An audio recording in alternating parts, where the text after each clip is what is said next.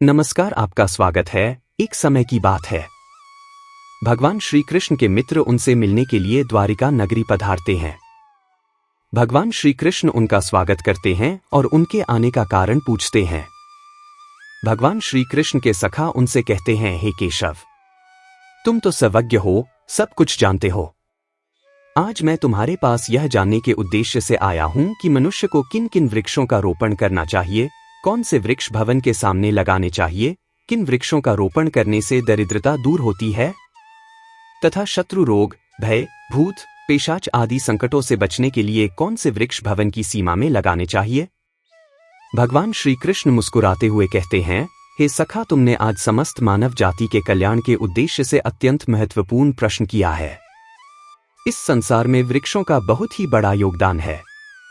वृक्ष सदा ही पूजनीय है, किंतु आज तुमने उचित ही प्रश्न किया है। भवन की सीमा में वृक्षों को लगाना बहुत ही शुभ फल प्रदान करता है। वृक्ष तथा पौधे भवन की सुंदरता को बढ़ाते अवश्य है, साथ ही ये वातावरण को शुद्ध रखते हैं। वृक्षों से सकारात्मक ऊर्जा का संचार होता है, जो मनुष्य के जीवन के लिए अत्यंत आवश्यक होती है। वृक्ष नकारात्मकता को कम करके वातावरण को अधिक सकारात्मक बनाने का कार्य करते हैं। घर के सामने शुभ पेड़ पौधे लगाने से घर में सुख समृद्धि आती है। साथ ही ये पेड़ पौधे कई प्रकार के वास्तु दोषों को नष्ट करते हैं। घर के आंगन में खड़े वृक्ष देवताओं के समान घर की रक्षा करते हैं। हे मित्र, भवन के पास कौन से पौधे लगाने चाहिए और कौन से नहीं, इसके बारे में बताने से पूर्व मैं तुम्हें एक प्राचीन कथा सुनाता हूं, जिससे तुम्हें समझ में आ जाएगा कि वृक्षों का तथा पेड़ पौधों का भवन के पास लगाना कितना शुभ होता है और कौन से पौधे भवन के पास लगाने से दुख एवं दरिद्रता आती है। जो भी मनुष्य इस कथा का श्रवण करता है, उसके सैकड़ों पाप नष्ट हो जाते हैं और उसकी दरिद्रता का नाश होता है। भगवान श्री कृष्ण का सखा कहता है, हे केशव, मैं इस कथा को अवश्य ध्यान से पूरा सुनूंगा, कृपया मुझे वह कथा सुनाओ। भगवान श्री कृष्ण कहते हैं, हे सखा, पूर्वकाल की बात है। मध्य देश में एक अत्यंत शोभायमान नगरी थी। उस नगरी में धनेश्वर नाम का वैश्य अपनी पत्नी सुमति के साथ निवास करता था। धनेश्वर भगवान विष्णु का भक्त था और वह नित्य भगवान विष्णु की पूजा करता था। धनेश्वर की पत्नी भी सुशील और गृह कार्य में दक्ष थी। घर में धन धान्य की कोई कमी नहीं थी। भगवान की कृपा से उसके पास सब कुछ था। इस प्रकार से अनेक दिन बीत जाने के पश्चात धनेश्वर की जो पत्नी थी, जिसका नाम सुमति था, उसने अपने आंगन में कुछ वृक्षों का रोपण किया और नित्य उन वृक्षों को जल चढ़ाकर उनकी सेवा करने लगी। किंतु धनेश्वर की पत्नी को वृक्षारोपण का ज्ञान नहीं था। उसे जो वृक्ष प्रिय लगे, उन्हीं वृक्षों का रोपण उसने किया। जो वृक्ष अशुभ होते हैं, उन्हीं वृक्षों का रोपण उसने अपने घर के आंगन में कर दिया, जिस कारण से उस वैश्य धनेश्वर को व्यापार में काफी सारा घाटा होने लगा। उसके घर में रोज कलह होने लगा। पति पत्नी में बार बार क्लैश होने लगे।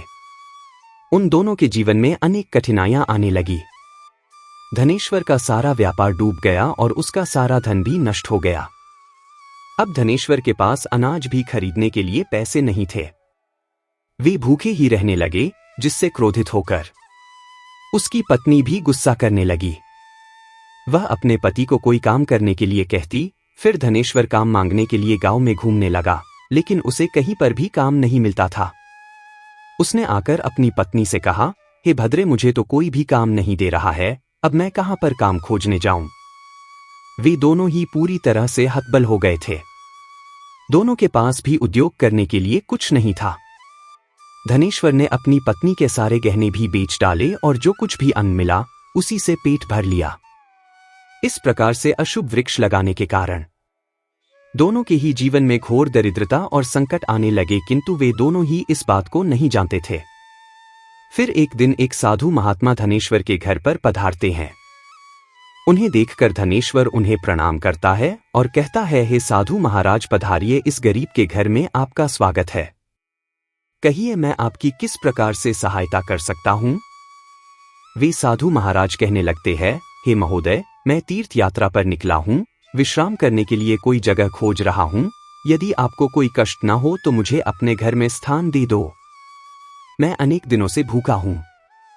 कुछ भोजन भी प्राप्त हो जाए तो बड़ी कृपा होगी।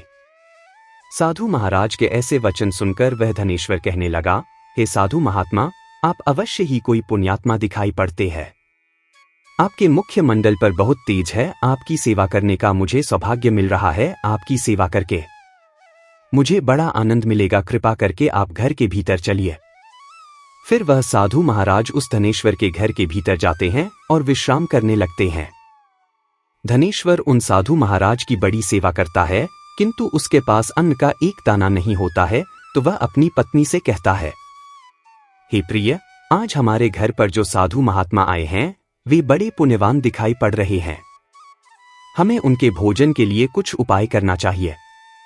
मैं गांव में जाकर किसी से थोड़ा सा धन मांग कर लाता हूं। इतना कहकर वह धनेश्वर गांव में एक सेठ के घर पर जाता है और उस सेठ से थोड़ा सा धन देने की विनती करता है, किंतु वह सेठ उस वैश्य को धन देने से इनकार करता है और कहता है, तुम्हारे पास तो फूटी कौड़ी नहीं है, तुम मेरा धन कैसे वापस करोगे?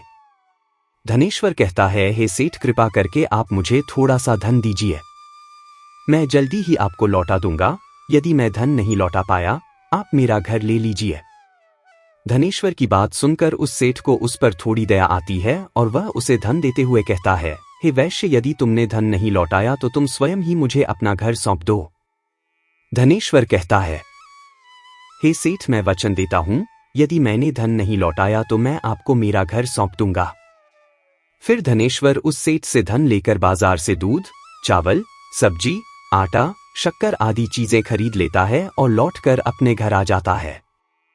फिर वह अपनी पत्नी से कहता है, हे प्रिय, तुम उन साधु महात्मा के लिए भोजन बनाओ।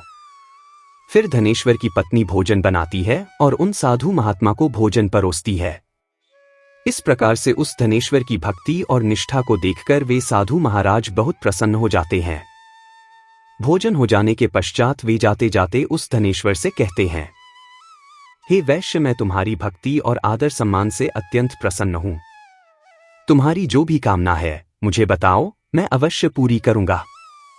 तब वह धनेश्वर कहता है, हे महात्मा, आपका आशीर्वाद ही हमारे लिए सब कुछ है, किंतु मैं आपसे यह जानना चाहता हूं कि किस पाप के कारण मुझे दरिद्रता का दुख भोगना पड़ रहा है। हमने तो भगवान विष्णु की भक्ति की है, फिर हमारे जीवन में दरिद्रता क्यों आई है? इसका क्या कारण है और इस दरिद्रता को दूर करने के लिए मुझे क्या उपाय करना चाहिए?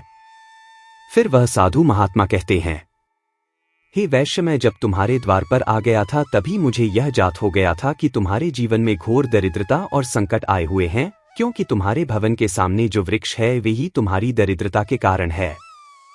इसलिए तुम इन वृक्षों को हटाकर उनके स्थान पर शुभ पौधों का रोपण करो। तुम्हारी पत्नी ने तुम्हारे भवन के सामने जिन वृक्षों का रोपण किया है वे अशुभ वृक्ष है, उन्हीं के कारण तुम्हारी ऐसी दुर्दशा हुई है। धनेश्वर कहते हैं, हे महात्मा, कृपा करके मुझे बताइए कि घर के सामने कौन से वृक्ष लगाने चाहिए जिससे घर में सुख समृद्धि हो और कौन से वृक्ष नहीं लगाने चाहिए। कृपा करके आप मुझे विस्तार से समझाइए, मैं आपका बड़ा आभारी रहूंगा। फिर वह साधु महात्मा कहते हैं, हे वैश्य, ठीक है, अब मैं तुम्हें उन शुभ वृक्षों के विषय में बताता हूं जिन्हें घर के पास लगाने से शुभ फलों की प्राप्ति होती है। इसीलिए तुम ध्यानपूर्वक सुनो। हे वैश्य, किसी जलाशय के समीप पीपल का वृक्ष लगाने वाले मनुष्य को जो फल मिलता है वह सैकड़ों यज्ञों के समान होता है। जब पीपल के पत्ते उस जलाशय में गिरते हैं तो वे पिंड के समान होकर पितरों को तृप्ति प्रदान करते हैं। इससे सभी प्रकार के पितृदोष समाप्त हो जाते हैं। जो मनुष्य नित्य स्नान करके पीपल को स्पर्श करता है वह सभी पापों से मुक्त होता है और कभी पराजित नहीं होता है।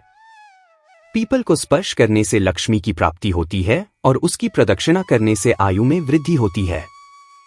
पीपल की जड़ में श्री विष्णु, तने में शिवजी और अग्रभाग में ब्रह्मा जी स्थित रहते हैं।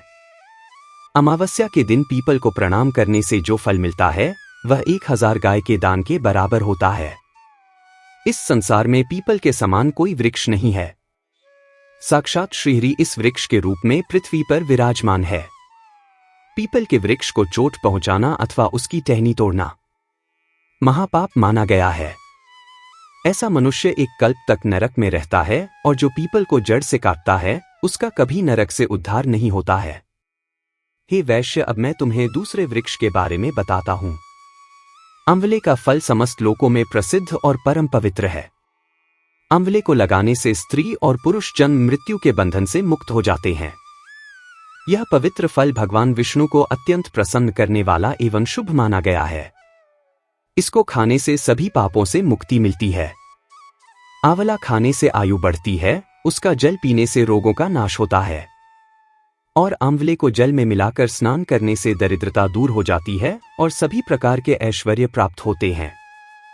जिस घर में आंवला सदा मौजूद रहता है, उस घर में कभी दैत्य और राक्षस नहीं आते हैं। एकादशी के दिन अगर आंवला मिल जाए तो संसार के सभी तीर्थों से बढ़कर फल प्राप्त होता है। अपने केश में आंवला लगाने वाला फिर से मृत्युलोक पर जन्म नहीं लेता है। जिस घर के सामने आंवले का वृक्ष होता है, वहां पर साक्षात लक्ष्मी नारायण निवास करते हैं। तीसरा है अशोक का वृक्ष। अशोक के वृक्ष में अप्सराओं का निवास होता है। यह वृक्ष शोक का नाश करने वाला तथा निराशा को समाप्त करने वाला होता है। इस वृक्ष को घर के पास लगाने से घर में सुख शांति बनी रहती है। अशोक का वृक्ष शीतलता और यौवन प्रदान करने वाला होता है। मां लक्ष्मी ने जब देवी सीता के रूप में अवतार लिया था, तब रावण द्वारा अपहरण करने के बाद उनका वास अशोक वाटिका में था। अशोक के वृक्ष ने मां सीता की बहुत सेवा की थी, इसलिए मां सीता ने अशोक वृक्ष को यह वरदान दिया था कि जिस भी स्थान पर यह वृक्ष होगा वहां पर उनका सदैव ही निवास होगा। चौथा है पाखड़ का वृक्ष। प्रत्येक मनुष्य को पाखड़ का वृक्ष अवश्य लगाना चाहिए। यह वृक्ष लगाने से जो फल मिलता है वह महायज्ञ के समान होता है। कलयुग में मनुष्य यज्ञ नहीं कर पाएंगे, इसलिए उन्हें एक पाखड़ का वृक्ष अवश्य लगाना चाहिए। पांचवा है नियम का वृक्ष। नियम का वृक्ष लगाने से सूर्य देव प्रसन्न होते हैं। नियम का वृक्ष आयु प्रदान करने वाला माना गया है। इसे घर के पास लगाने से नाना प्रकार के रोगों से छुटकारा मिलता है। मां लक्ष्मी को नियम के पत्ते अत्यंत प्रिय होते हैं, इसलिए वह नियम के वृक्ष के पास निवास करती है। घर के सामने नियम के वृक्ष का रोपण करने से धन संपत्ति की प्राप्ति होती है। छठा है जामुन का वृक्ष। यदि कोई मनुष्य कन्या प्राप्ति की कामना करता है तो उसे जामुन का वृक्ष अवश्य लगाना चाहिए। जिस मनुष्य के घर के सामने जामुन का वृक्ष होता है, उसके घर में कन्या का जन्म होता है, जो कुल का गौरव बढ़ाती है। सातवां है बेल का वृक्ष। बेल के वृक्ष में भगवान शिव और गुलाब में देवी पार्वती का निवास है।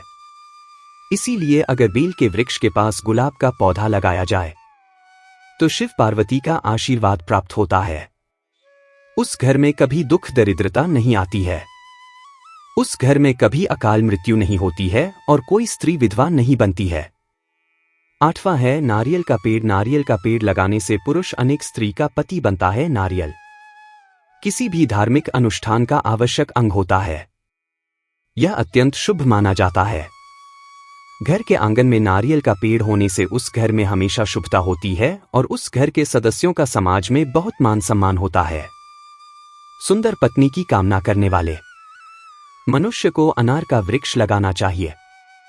पलाश का पेड़ ब्रह्मा तेज प्रदान करता है, इसलिए इसका रोपण अवश्य करना चाहिए। वंश वृद्धि और संतान प्राप्ति की कामना करने वाले मनुष्य को अंकोल का वृक्ष अवश्य लगाना चाहिए। अगर मनुष्य किसी बीमारी से पीड़ित है तो उसे खैर का वृक्ष लगाना चाहिए। खैर का वृक्ष लगाने से बड़े बड़े रोग नष्ट हो जाते हैं। यह वृक्ष आरोग्य प्रदान करने वाला होता है। कुंद अर्थात मोगरे के पेड़ में गंधर्व निवास करते हैं, इसलिए इस पौधे का रोपण अपने घर के पास करने से कार्यों में सिद्ध और शुभ फलों की प्राप्ति होती है। खासकर कला के क्षेत्र में काम करने वाले लोगों को यह पौधा अवश्य लगाना चाहिए। यदि किसी मनुष्य को चोर और लुटेरों का भय सता रहा है तो उसे अपने घर के पास बेंत का वृक्ष जरूर लगाना चाहिए। यह वृक्ष चोर लुटेरों को भयभीत करता है और घर की रक्षा करता है। चंदन और कटहल के वृक्ष पुण्य और लक्ष्मी प्रदान करते हैं। इन वृक्षों का रोपण करने से दुख दरिद्रता समाप्त हो जाती है। घर की उत्तर दिशा में पाम और कनक चंपा का पौधा लगाया जाता है तो धन में वृद्धि होती है। केले का पेड़ भी बहुत शुभ होता है और यह घर में सुख, समृद्धि और खुशहाली लाता है। केले के पेड़ में भगवान विष्णु का वास होता है, इसलिए घर में केले का पेड़ होने से घर में धन की कमी नहीं होती है। हर श्रृंगार के पौधे को पारिजात भी कहा जाता है। इस पौधे की उत्पत्ति समुद्र मंथन के समय हुई थी और मां लक्ष्मी भी समुद्र मंथन से ही प्रकट हुई है। इसीलिए पारिजात के पौधे का बहुत अधिक महत्व है। यदि इस पौधे को अपने घर पर लगाते हैं तो आपको मां लक्ष्मी की विशेष कृपा प्राप्त होगी। मनुष्य को कभी भी ताड़ का वृक्ष नहीं लगाना चाहिए। ताड़ का वृक्ष संतान का नाश करने वाला होता है। जिस घर के पास ताड़ का वृक्ष होता है उस घर के संतानों की कभी उन्नति नहीं होती है। मनुष्य को कभी भी अपने घर के पास बहेड़े का वृक्ष नहीं लगाना चाहिए। इस वृक्ष पर प्रेतों का वास होता है। जो मनुष्य बहेड़े का वृक्ष लगाता है वह प्रेत बन जाता है। इसके नीचे बैठकर कभी पूजा पाठ भी नहीं करना चाहिए। अगर किसी मनुष्य को शत्रुओं का भय सता रहा है तो उसे केवड़े का वृक्ष लगाना चाहिए। ये शत्रुओं का नाश करने वाला होता है।